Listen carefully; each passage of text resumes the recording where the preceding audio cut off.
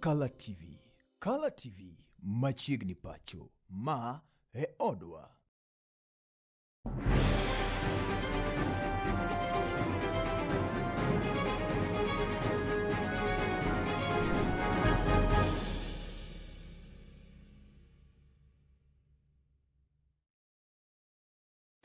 Misawa mathoth odiochieng ni mano mar tarik 18 dwe mar auchiel higa 2026. Ageno ni riyo makare kamora mora maintie kendo yiena mar mondo mi arwaki e kidieny marwa mano Mount Kenya East and West and Central. Waambieni washindwe. And Kenya is going to be under new leadership. Wale watu ambao wanaelewa wa Kenya na wale ambao wanapenda wa Kenya and people without any retrogressive politics. Eweche mago mamoko en ni piny owacho mano mamalo sani to koro ng'ur ewi kwan mago matin mag jogo mabende keto mwandu e counties mopogore opogore pacho kae, ka bende iwacho ni e kuom joket mwandu mago mabende romo 90 duto te nitiere kod kembe kata kembego nitiere e lwet counties 6 kuom counties 47 mago mantiere pacho kae, kaluwore kod migaono mano mabende ochung'ne wechego mago mag ohala e pacho kae kaachiel kod chenrogo mago mag dongruok. Giwacho kanyo ni counties nitiere kod teko mano mar keto mwandu kaachiel kod Mombasa can do it. It means that the coast can do it. People have talked about People have talked about accessibility. People have talked about disability. People have talked about product. We have the product. We have the product. We have the accessibility. We have the product. We have the accessibility. We have the people, and most of them. Mano madundo e gwengego mago ma Embu kama bende oganda biro bedo katieke kaachiel kod chwalo moko kuom ng'ur mago mabende gintiere godo e kindgi. Nyasi maket kodama ne obagi kanyo doho mano ma Embu kama bende ne okelo kanyo kanyakla jokanyono mopogore opogore mago mabende wuok e sekta mano mar doho. Igeno ni doho no biro bedo ka tieko cases mago mabende thoth ma odhuro e doho mopogore opogore e kaunti mano ma Embu kono.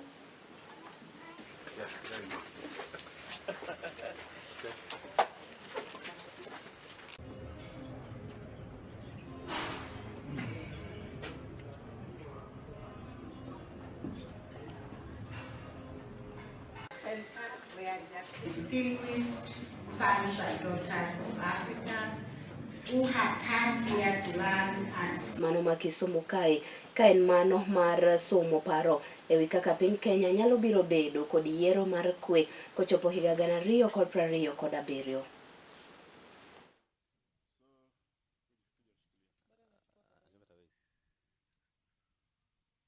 We are delighted with the resolution from the stakeholders here to engage around the multi-stakeholder approach that they will be able to coordinate their actions and the engagements as we work towards reducing the levels of insecurity that is being witnessed in Kisumu, especially as we prepare for the general elections.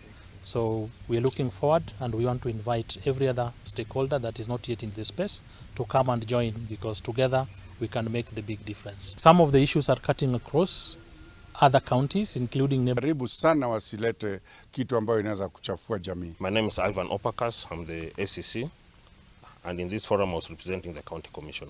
I'm the ACC 1 Kisumu East Sub-County. Actually, the main agenda of today's meeting was basically to come up with ways of addressing the rising cases of electoral violence in Kisumu County. At the end of the day, we agreed that to end the gun culture in Kisumu County, it is all about a multifaceted approach.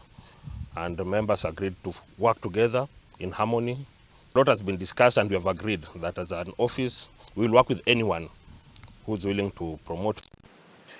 Manaka odong odiochieng achiel kende to piny Kenya biro bedo kadhialo odiochieng no mano mar kedo kod tuo mar ringa remo e pacho kae. Moko kuom jokanyo no kaachiel kod jogo modak kod tuo no mago mabende wuok e kaunti ma Kisumu kae ng'ur ni gionge kod yedhe mabende ginyalo tiyo godo mano mar kedo kod tuo maket kod amago. Jotuo no bende jokanyonogo ne uloso e kaunti mano ma Kisumu kae, kama bende ne giluwo ni okumba mano mar SHA okosebedo ka konyo gi atamalo 100, gino mabende chuno nyaka giti kod omenda mowuok e ofuko. Sickle cell patients. But away from that, as warriors and as caregivers, we get to pay and buy drugs from our own pockets. We've talked about sickle cell much because we want resources to be allocated in sickle cell institutions. They have also raised the issues of access to medicine back in the peripheries, which is a county affair. They would like hydroxyurea and NCD medication to be available in every ward and every level 3 facility and above, which I think is a fair request. We are working already towards that by ensuring that we have wellness centers in each and every ward, and I think we will be completing that work this financial year. So it's a fair request and we are taking that into consideration. Jotelo kaachiel kod jogo masiro duond bura deliver every seat kuanzia MCA, MP pamoja na women rep. We have said this country is very precious to all Kenyans. We want to stop this politics of Gwinism in the country.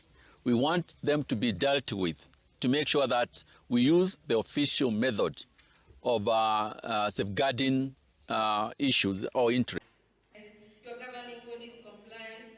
We want you to maintain. There was a gap ambapo vyama vya kisiasa vingeandikisha watu bila idhini ya hao watu, what is called consent. Ni ekar chung'od bura mano ma Kabuchai e kaunti ma Bungoma sani tokoro nyalo buonjo abanka bende piny owacho mano ma kaunti no ne jokongo ne giolalo mano ma bende riwo gwenge ma Wabuhonyi kaachiel kod chiro mano ma Chwele.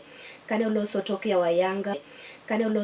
Wayanga olalo maket kod amano gavana ma kaunti mano olalo maket kod amano gavana ma kaunti mano ma Bungoma Ken Lusaka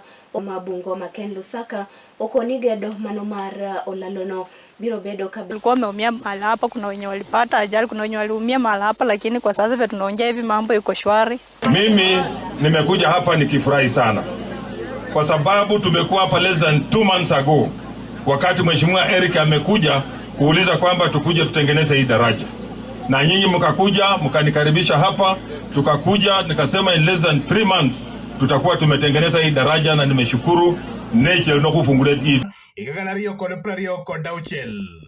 Kachakruok mag tuke maket kod magi koro ne oyangi kod jagore weche go mag tuke e Kisumu County Meka Milka Matiko. We are here today. We thank God that so far things are going on well. We began today in the morning by meeting the referees and the commissars. We are now having our opening ceremony, and by 2 we are supposed to have our first matches. Kabende korka kore japuonj maduong' e skund Jaweni Erimo Njiko mane migosi Gordon Muga to ne orwako welo kabende ne olero kind tuke go eko mabende biro tugo e thuolo mok tin ne ndalo 4 mabiro mbele kaendi. Adwa kawo thuolo ni mar rwako ji te mochopo odiochieng' ma kawuono e sports ma wan go ka mar Kisumu County. All this, as a union, we have decided today to bring 20 bales of water. That is a union. We have decided to bring 15 bales of juice for our people. We have equally decided to bring try to bring chaos here. Let the students play as you observe.